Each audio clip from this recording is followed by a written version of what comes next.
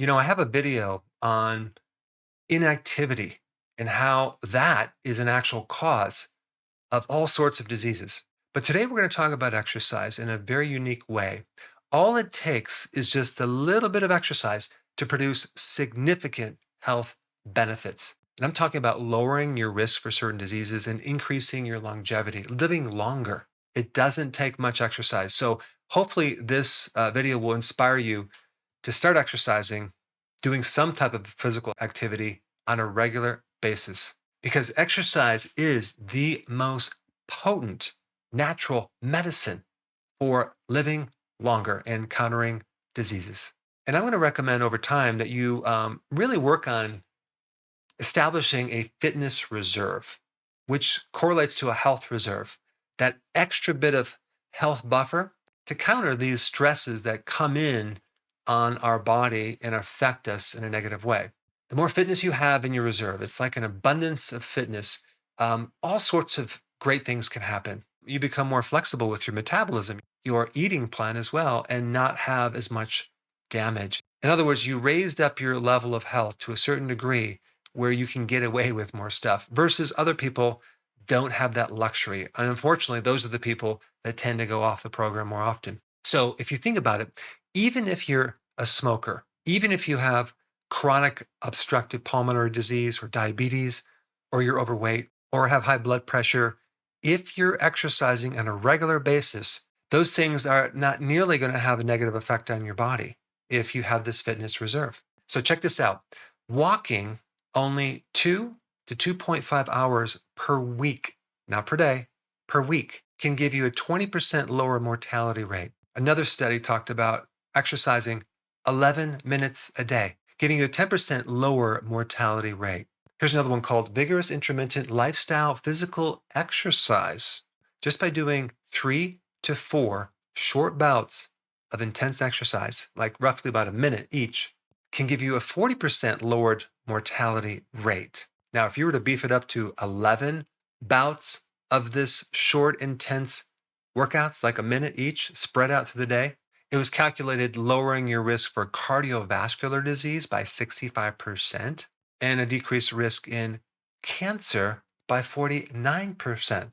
So this is pretty cool because it's just short little bursts of exercise. So let's say, for example, you're in the basement of your house and you just use the stairs to run up and down the stairs a minute, right?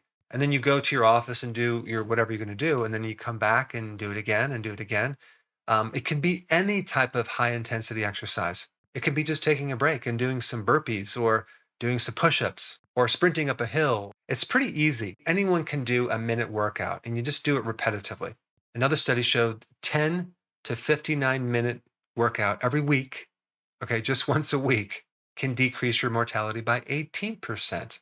So over and over and over, they've shown that it doesn't take much exercise to help you with your health. When you're exercising, you're doing a lot of interesting things to the inside of your body, especially your mitochondria, the energy factory of your body. You're increasing the size and numbers of your mitochondria, which happen to be behind most diseases. Most diseases are related to problems with your mitochondria, including cancer. So, anytime you can strengthen your mitochondria, you can counter these diseases. The other thing that I'm going to recommend is if you have the option of going for a walk after you eat, if you've eaten carbohydrates in that meal, you have a chance to burn off those sugars, right? And then they don't affect you. And this is one of the ways that athletes can get away with eating more carbs, the amount of exercise. That fitness reserve really protects your body big time. And developing more fitness also improves your insulin sensitivity. So if you had insulin resistance at one time, developing more of a fitness reserve can greatly help your blood sugars and allow you to get to a place where your insulin now finally works. If you're struggling with like the dawn phenomena where you wake up with your blood sugars higher, well, one way to counter that is just to build up your fitness reserve. One thing I think that's really important is to find some type of fitness activity that you really enjoy, that you're going to do, that you're not going to procrastinate. For example, with me, I really enjoy climbing rope. But I'm 58 years old and I weigh like 188 pounds. and I broke my left shoulder. I just can't quite do what I used to do with rope climbing, but I love it. It's a great workout. So I got something called the Relentless Rope Trainer, where I can mimic climbing rope and do a great workout. I'll do like 100 rope climbs in a row, and I'm good for an entire workout. I mean, it only took me like maybe 4, maybe 5 minutes, and it's a great workout.